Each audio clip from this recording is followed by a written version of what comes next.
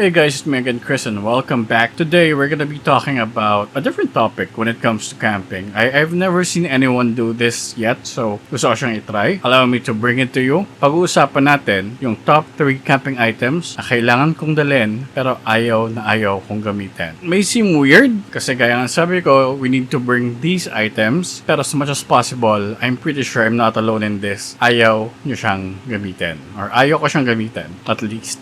Now, these are not items na ayaw kong gamitin because they're bad. I prefer not to use them if I can during camping because of certain reasons, and allow me to explain them to you on this video. So let's get started. So the first item on the list is the Mosquito Coil. So I'm gonna show you a video here somewhere up above there para makita nyo kung yung mga items na yon. Again, number 1 on the list is the Mosquito Coil. And of course, nandiyan na rin yung off lotion. Wala lang ako ngayon. And other oils used to repel mosquitoes. Why? Well, simply because it means na pag nilabas ko yan and ginamit ko yan, maraming lamok sa camp. Now, that is not a good experience. Why? As someone who has been infected with dengue before, it's not a great experience. Let me tell you, magastos. Number 1, number 2, it's fatal. We have lost people because of this disease. Hindi lang kami. Pretty sure you know people, relatives, loved ones, or whatever. Let's not go into that. Pero dengue is a killer. So is malaria.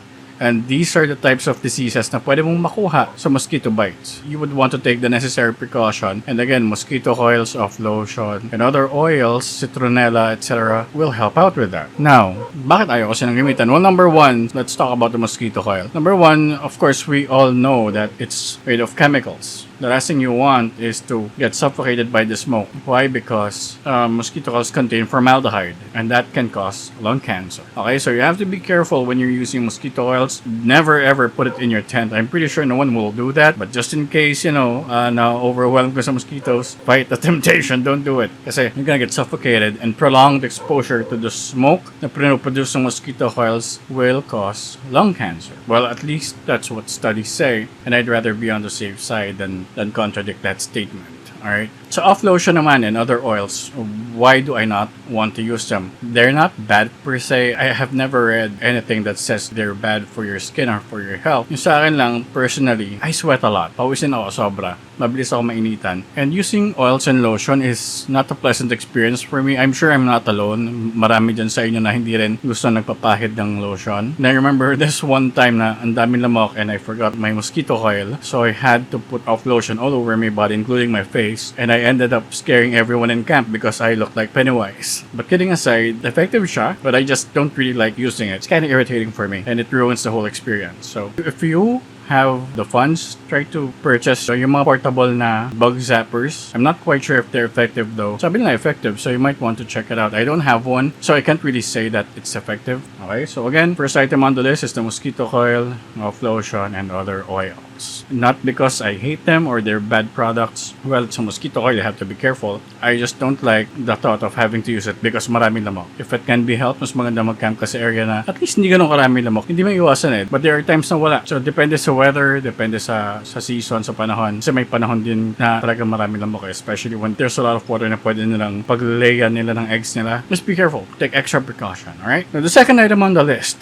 And again, itong mga items sa list na to, they're not bad items. Let me stress that. I just don't like the thought of having to use them. Okay? So, the second item on the list is my first aid kit. And I'm gonna show you the contents then. Again, here somewhere in the upper left-hand side of the screen. Now, why the first aid kit?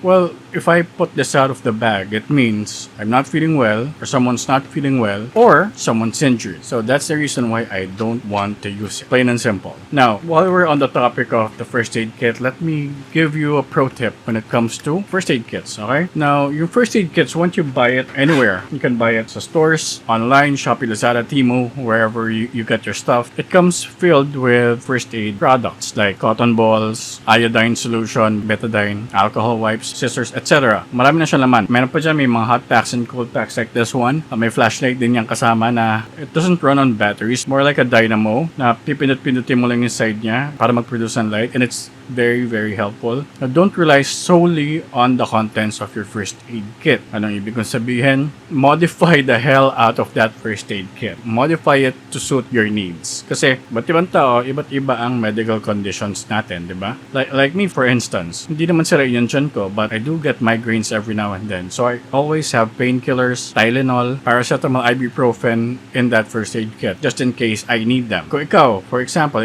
sira yung tiyan mo, you might want to bring Diatabs or Imodium. Whatever medicine na madalas mong gamitin, make sure you have a couple doon sa first aid kit mo. Again, iba't ibang conditions natin. Meron dyan tao na may diabetes, merong may hika, merong sakitin lang talaga, meron dyan ubuhin. Kung titignan nyo yung setup ng first aid kit ko, again, like I said, I carry painkillers, Tylenol. I also have lozenges. May pang thunders dyan, yung Fisherman's Friend. Paypack pa. It's very effective, by the way. Meron tayo dyang tolak angin, another thunder kit. Para siyang Lola Remedios. You open the sachet and suck on it. It's gonna help your throat feel better. Again, gaya sabi ko, may scissors, bandages. I also added more medical tape just in case. And of course, meron dyang emergency blanket. Emergency blanket is very, very useful. Why? Because it's gonna help you retain your body heat if sobrang nialamig ka. You can also use it to make an emergency shelter if necessary. We're gonna talk more about that later on. Alright? So yun lang yung pro tip sa first aid kit. Modify the hell out of it to suit your needs, not anyone else's, to suit you and kung sino man yung kasama mo sa camping. Generic yan, yun naman yan. So add more stuff to it based on what you need to carry. The third and last thing on the list is this little black bag. Actually, this is my GoPro bag. I just repurposed it and put stuff in it na kailangan ko, and this is what I call my emergency kit. Alright, and I'm gonna show you the contents as well. Now, bakit ko siya ayaw gamitin? Well, again, it's an emergency kit. It means there's an emergency and something bad has happened. When I designed this emergency kit, I had one thought in mind. And this is gonna sound crazy, pero I recommend that you look into it as well. I'm not telling you to make your own, but what I'm asking you to consider is try to think about the possibility, okay? Going back, when I was making this emergency kit, there's one thing going on in my head, and that is, if there's one thing that I can pull from my camping equipment in case of a catastrophe, what would that be? And siya na yun. What do I have in the bag? I have fire making tools like lighter, matches, fire stick. I also have cordage or paracord inside the bag. Why a paracord? Another pro tip 101 when it comes to paracords. Oh, but before we get into that, paracord or cordage in general is one of the most important things that you can have during a survival situation. Bakit? Sobrang dami niyang applications eh. You can use cordage to help you create a shelter in case you need to make temporary containers or baskets even. You can use it during injuries. A lot of applications. Sobrang dami. Meron din akong extra na emergency blanket there. Gaya na sabi ko kanina, you can use the emergency blanket or yung mylar blanket kung tawagan to help you create shelter. Maganda siya as shelter material. It can block off the wind. It can help you reflect heat. Pwede sa pangangailangan mo. Hindi porket painin sa Pilipinas, it's always gonna be hot, especially in a catastrophic event. There can always be rain, or again, with what's happening kay Mother Earth, na-abuse siya ng sobra-sobra for so many years, and we're starting to feel the effects of global warming, and mag-shift yan. You have to be prepared for those situations, okay? Let's go back to the pro tip when it comes to paracord. This is just information that I want to share to everyone. Now, the most common paracord na mabibili natin here in the Philippines is the type 3 paracord or 550 paracord kung tawagan. In case you don't know, it's called 550 because 550 pounds yung breaking strength niya. Static ha. When I say static, bit niya yung 550 pounds before it breaks. Yung pinaka-tensile strength nung cord. Kapag yan pinutol mo and binuksan mo, yung sheath, yung pinakalabas ng paracord mo mismo, yung rating niya is about 300 pounds before it breaks. Sa loob nun, you're gonna see 7 strands. Yung 7 strands na yon can each carry 35 pounds before breaking. Each strand is made up of 2 strings na coiled together. Now, pag hiwalayin mo yon, each of those can carry 17 pounds of weight. before breaking. Why am I telling you this? Well, in an emergency situation wherein you might need cordage to help you build your shelter, let's say for example, you collected raw materials, wood, leaves, all the other stuff na pwede mong gamitin to make your shelter. You don't have to use the whole paracord to wrap everything up. You can break them down depende kung saan nyo siya gagamitin and use the cordage accordingly. Kumbaga, mapaparami mo siya. Instead na, kunwari, you have 5 feet of paracord, you don't need to use all the 5 feet on one area nung shelter mo. Kunwari, yung wall lamang gagawin mo, you can take a single strand, wrap yung wall mo dun sa pinaka beam or sa pinaka pagtatalian mo nung wall mo. Kunwari, yung wall mo is made of banana leaves or whatever leaves that you can find in the area. Use that, diba? So, kumbaga, yung 5 feet of paracord mo, you can use as 30 feet of cordage to help you build your shelter. These are information that you can actually use in an actual survival situation. So, these are good to know stuff. Yun yung pro tip ko sa paracord. So, please keep that in mind. Take notes if you have to. Another use of that paracord, of course, if I need to make fire using the bow drill method. Ano yung bow drill method? Yun yung gagawa ka ng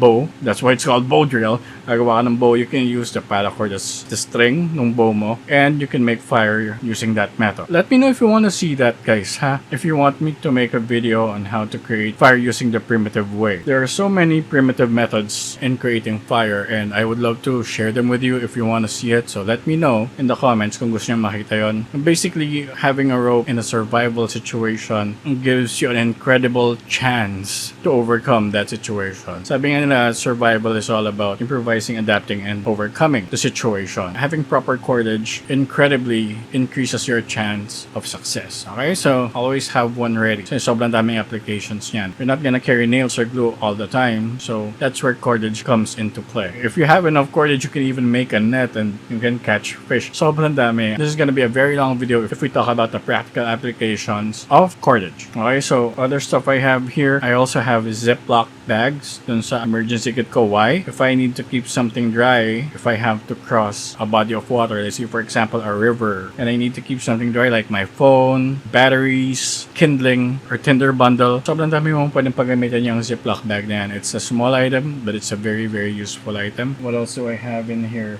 Of course, the multi-tool. Sobrang useful yan. There's gonna be a knife there, pliers, can opener, hand drill, etc. Since we're on the topic of survival, I want to briefly talk about the fire stick. Now, having that fire stick does not guarantee that you're gonna successfully make fire. Making fire, or the primitive method at least, well actually hindi lang kahit hindi yung primitive method, successfully creating fire is all about preparation. That's why I have cotton strips. I'm gonna show it to you. This makes good tinder or kindling. You need to have a good tinder bundle for you to start a flame, and having a flame again does not guarantee success. You need to add a proper amount of wood gradually to help you successfully create fire. And that's another item that you might want to secure in your emergency kit. Yung cotton balls or yan, cotton strips. Meron dyan mabibili ka online na tinatawag nilang solid fuel. They're actually cubes na kulay blue. If you use your fire stick there, it can catch the spark. I think it's made of alcohol, kaya mabilis siya mag-catch ng flame. So you might want to check it out as well. You can also create char cloth. If you want to see that, I can show you how to make char cloth.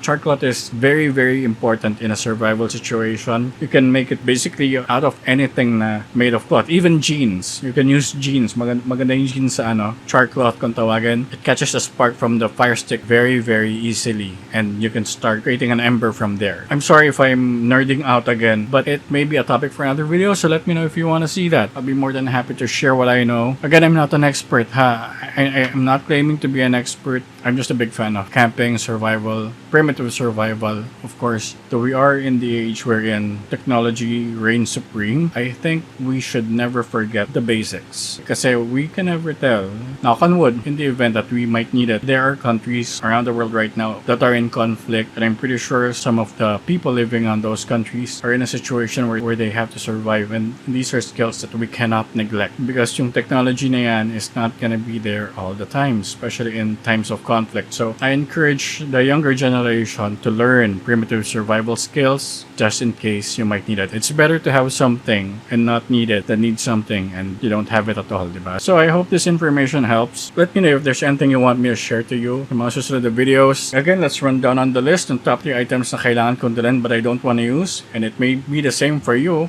These are items that you can consider carrying with you and hopefully you don't have to use them. Again, it's number 1, the mosquito coil, number 2, the first aid kit, and number 3, the emergency kit. If you're an outdoor activity fan, might as well consider creating your own emergency kit. I'm pretty sure some of you already have it. Doon sa mga mahilig mag-camping talaga and mag-aral about survival, I'm pretty sure you guys already have it in some sort of form. Perhaps hindi lang nakalagay sa bag. I'm pretty sure you have something very similar with you sa camping equipments nyo. Alright, so again, it's me, Chris. I hope this information helps. As I always say, everybody love everybody. See you again on the next video. Peace!